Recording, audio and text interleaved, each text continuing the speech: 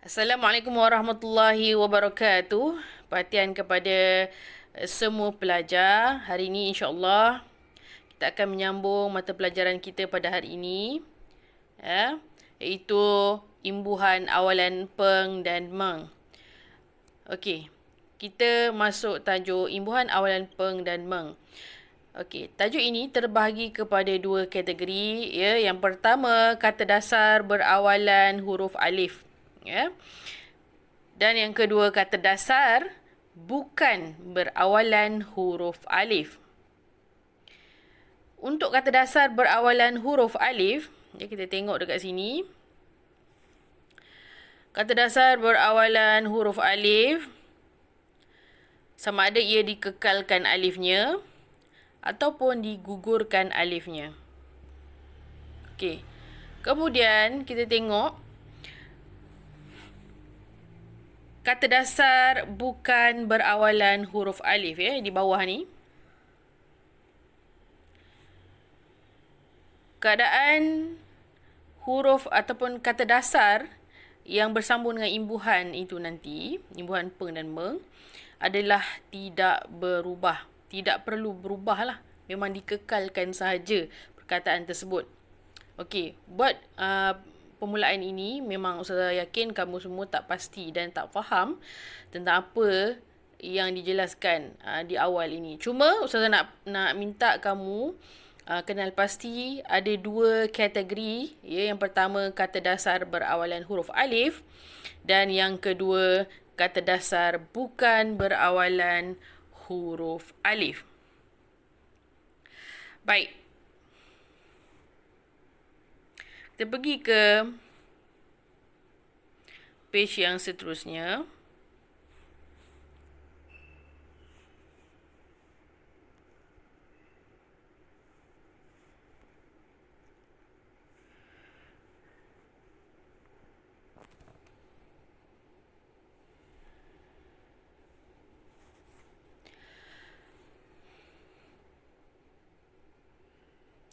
Untuk yang pertama sekali, kamu akan belajar tentang imbuhan awalan peng dan meng dengan bunyi A.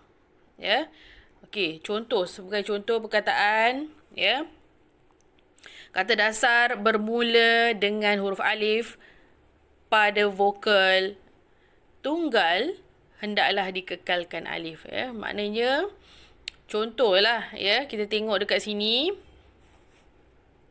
Perkataan asuh.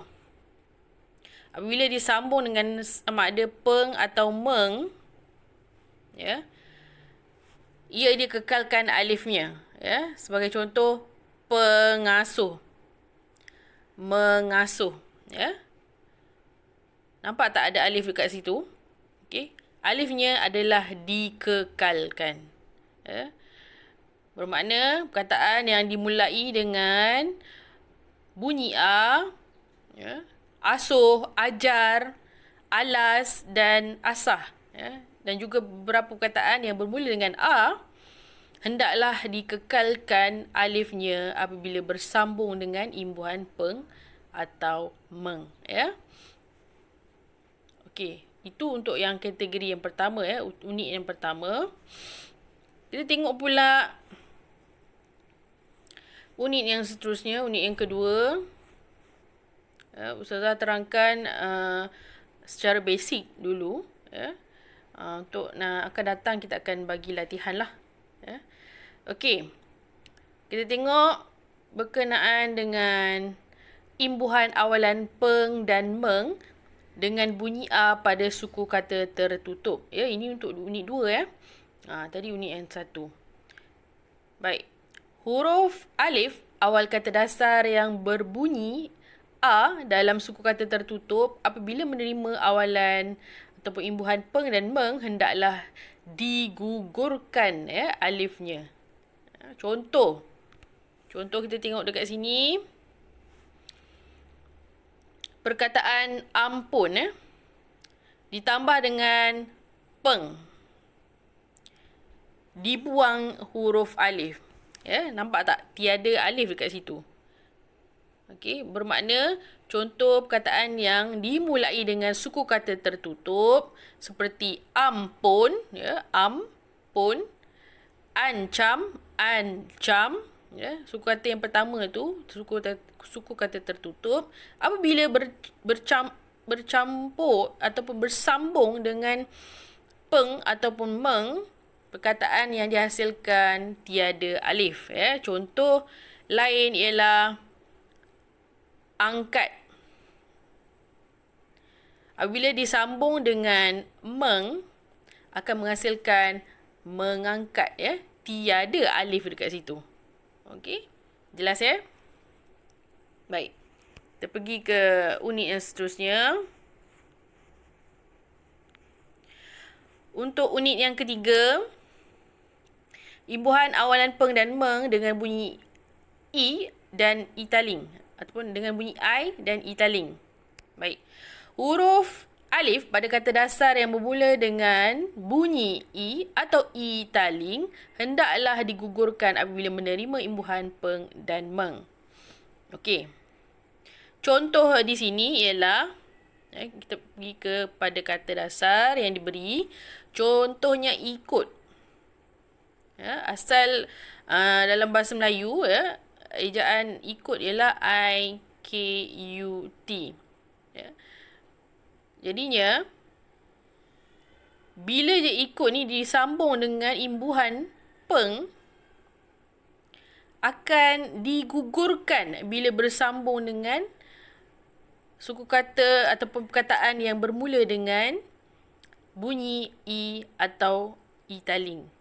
Seperti pengikut ini. Okey, tapi bila dihasilkan perkataannya menjadi pengikut, tiada alif, digugurkan alif. Begitu juga dengan perkataan yang di bawah tu intip. Ya. Bila dia bersambung dengan peng, dia menjadikan perkataannya pengintip, ya. Tiada alif. Begitu juga yang lain lah. Okey, saya terangkan secara asas saja dahulu.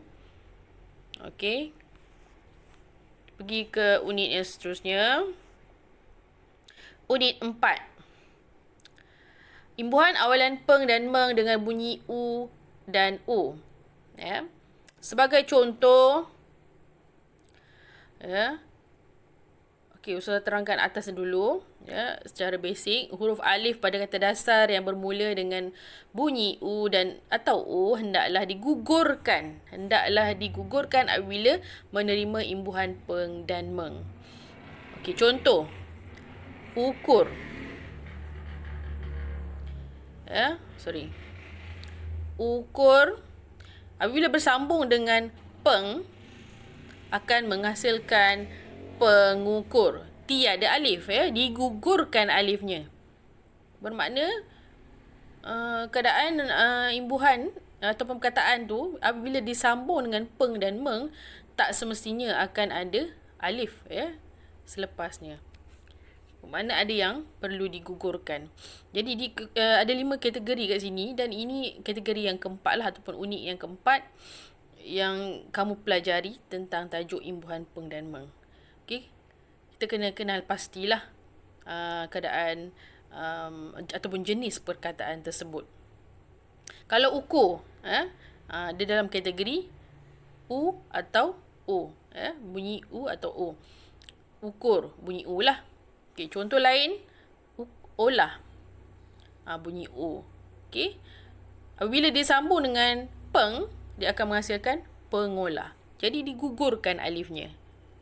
Okey, begitu juga dengan ulas dan omel. Ya, ulas menjadikan perkataannya mengulas dan omel menjadikan perkataannya setelah disambung dengan meng menjadi mengomel. Okey. Kita pergi ke tajuk yang seterusnya, iaitu unit 5. Imbuhan awalan peng dan meng pada kata dasar yang huruf pertamanya bukan huruf alif. Contoh perkataan ialah halal. Ya. Halal perkataan ini dimulai dengan huruf H. Ya, bukan huruf alif ya. Semua ni bukan huruf alif di permulaannya. Okey, jadi bila ditambah dengan imbuhan peng,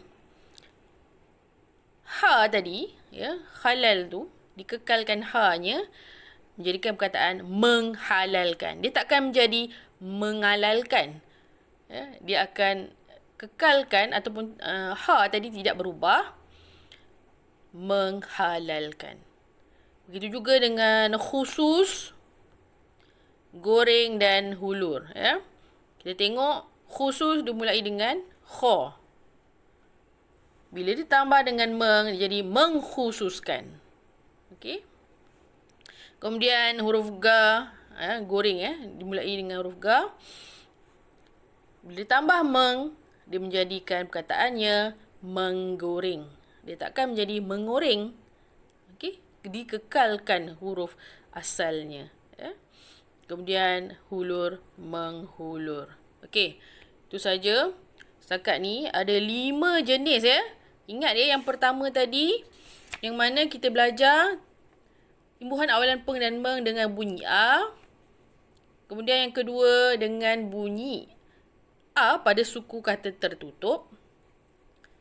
Kemudian dengan bunyi I atau italing. Kemudian yang keempat, imbuhan awalan peng dan meng dengan bunyi U dan O. Dan yang terakhir, imbuhan awalan peng dan meng pada kata dasar yang huruf pertamanya bukan huruf alif. Ya? Ingat ya, kelima-lima ni ada perbezaannya. Sama ada dikekalkan alifnya ataupun digugurkan alif, ataupun keadaan perkataan apabila ditambah imbuhan tidak berubah. Baik, itu saja untuk kali ini.